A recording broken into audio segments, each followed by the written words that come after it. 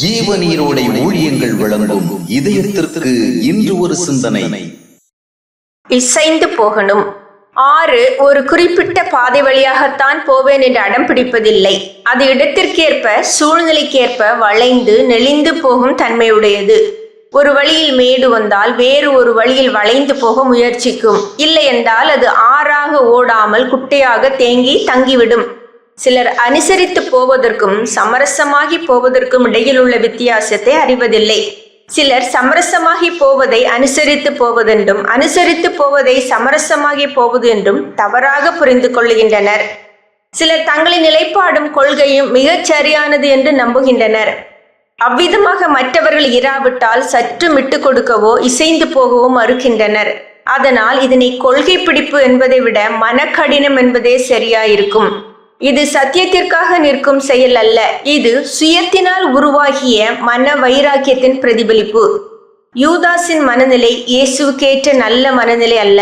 ஆனாலும் இயேசு அவனை தள்ளிவிடாமல் அனுசரித்து போக பழகி இருந்தார்.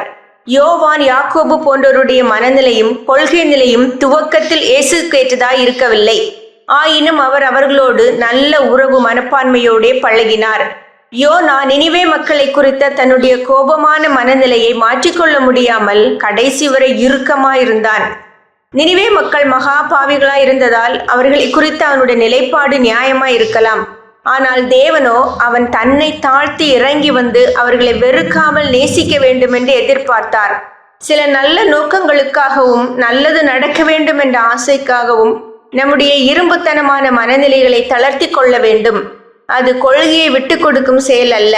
அது மேன்மையான ஒன்றிற்காக சுயத்தை தாழ்த்தும் செயல்.